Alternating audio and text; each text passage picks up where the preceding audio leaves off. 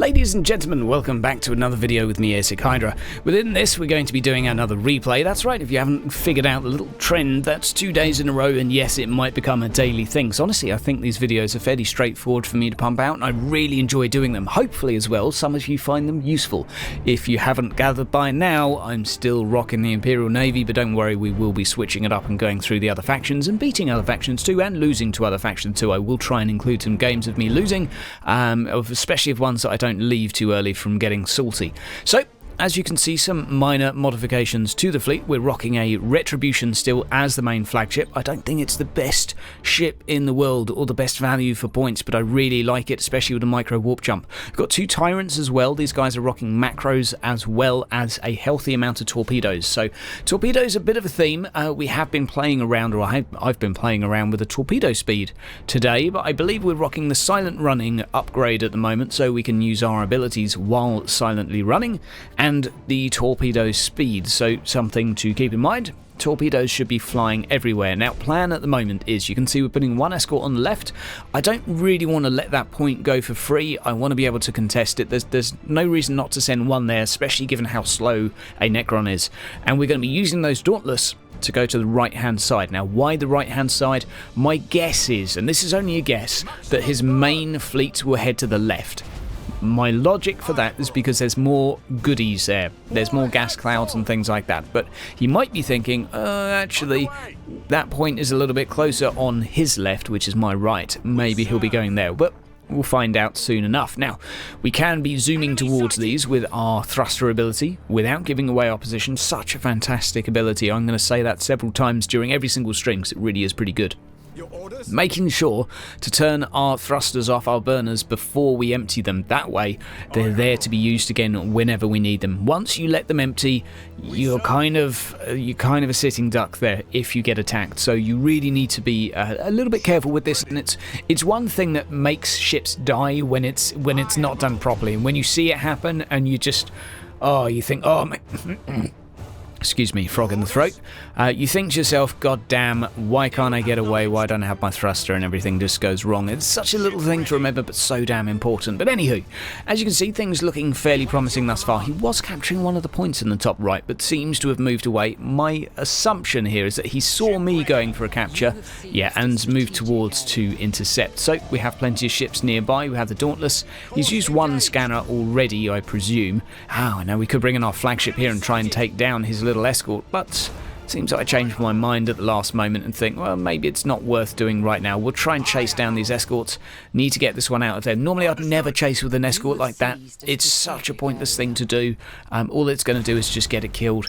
But in this situation, we were thinking about teleporting in, so we found somewhere else instead, and this might be a little bit more effective. Now, a little bit of a learning curve for me here. What I've realised is that larger ships, larger escorts rather, can't be scuttled instantly by a flagship. Normally a battleship or a battle cruiser can scuttle a smaller escort, but apparently not the Necron ones. That's something to remember for me. I was expecting to go there, scuttle, have a great day, have a party, crack open the wine, free escort kill. For many people, that might seem like a waste of this ability. I've now got 110 seconds till it's ready again. Trust me, it's always worth killing escorts, especially when you're not going to get punished for doing so. And as you can see, we're now moving to the left-hand side of the map. We have seen his ships moving over to the right, so I tell you what, we just probably want to avoid that. Why not take some free escort kills? And we could even see the flagship just there in the top right. It's far away enough, and let's face it here, it's fairly obvious that he's rocking the mass recall build. With such few ships that we can see, he's either going full stealth or mass recall, and mass recall is far more threatening. So we'll try and take down some of these pesky old ships. Now, macro cannons firing away, not doing a huge amount of damage. These guys are actually pretty damn tough. Another boarding action. It seems quicker to scuttle a Necron rather than do anything else, so there's another lesson to learn there. Boarding actions all over the place. Now we can spy 2 escorts coming on the left hand side. Keep an eye on those, and you'll see on the far right hand side 2 of my escorts as well. Now, one of mine being attacked. We're going to leave him there as bait just for a moment. It seems that they've probably been forgotten by the enemy at this point, who's likely microing things elsewhere. did manage to miss the scuttle as well, so he took, well, fortunately just our shield damage, so that was pretty lucky. Now we've got 2 escorts here, but we've spied another one up there. He's still got 3 units on the other block nearby, so we're going to be coming back to that when he's left. Sometimes it's good to just leave an escort doing nothing somewhere safe. No one's going to go scouting around the edge of the map. And it's a nice thing to do because that way when they've left you can go back and capture it, which might force him into an awkward situation of do I want to send a ship to go back and get it or do I not? Now, you can see from my movement pattern here that for some reason I'm heading behind him, which is a very poor thing to do. I'm also rocking macro cannons. I want to be as close as I can, so some very, very poor placement from myself. I should have been heading towards a sort of between the asteroid and that point just to sort of head them off, and that way if he teleported north or south I could have chased him more easily. Instead I gave him a really nice opening just to jump through, so that was a bit silly of me, but we got the Dauntless here, which are nice and quick, trying to save this escort. Another reason I love this silent running ability is I can just press the Q button, put him on booster and just come back to him, you know, as and when I need, because he'll automatically go back into stealth as I need him to. So yes, nice little ram down there.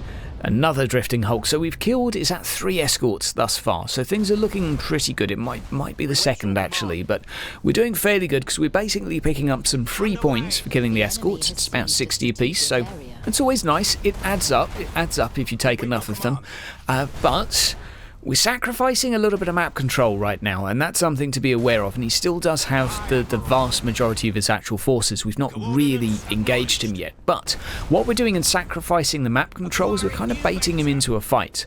It seems unlikely, given the right-hand side of the map, that he's going to stay and defend. There's not enough gas clouds to really do that. So what we're doing is we're allowing him to move over to the left, and we've got some faster moving units in the right, and there we go, we're going to go and take that piece back.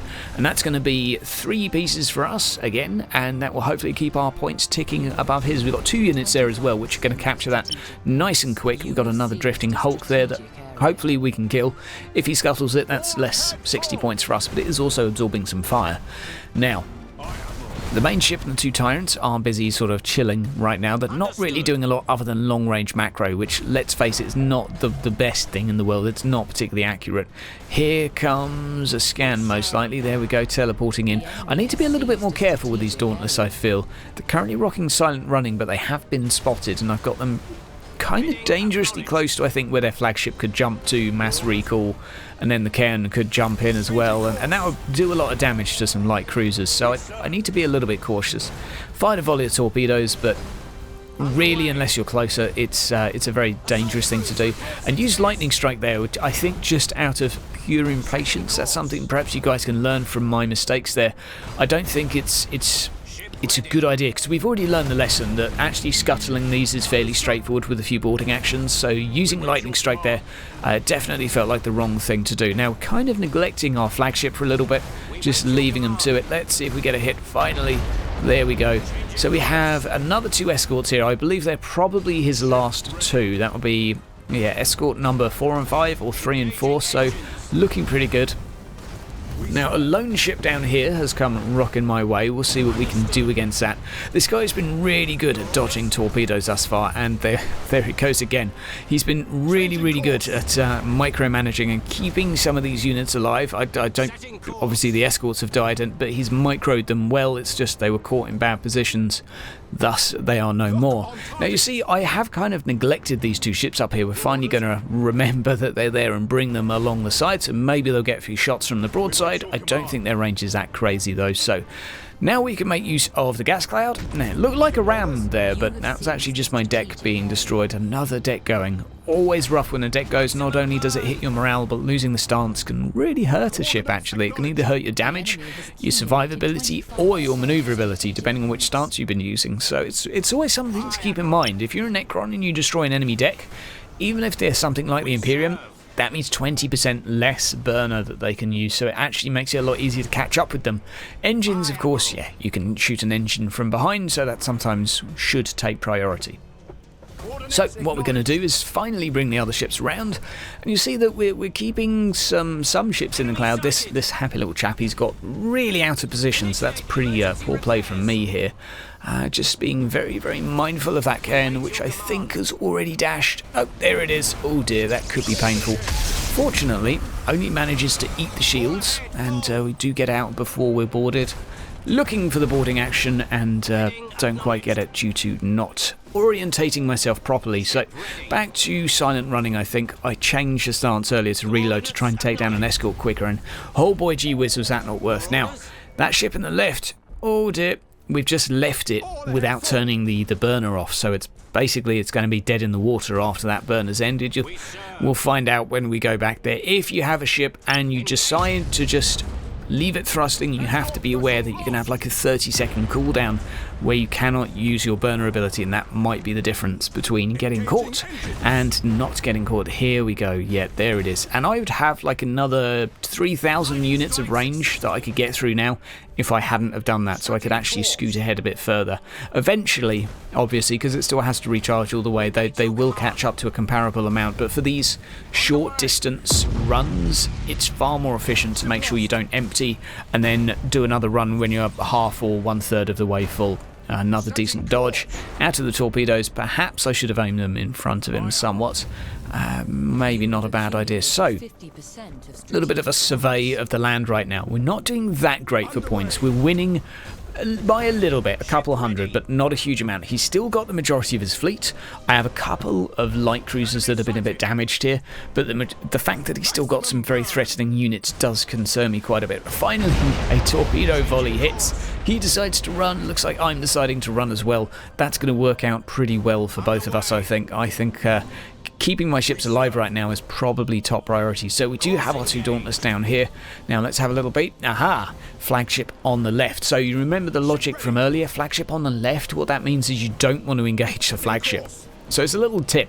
If you're looking at the enemy flagship and you go and attack it, all he's going to do is click mass recall, and then all of a sudden you've got a whole Necron army to fight. And you might want to do that. You might not.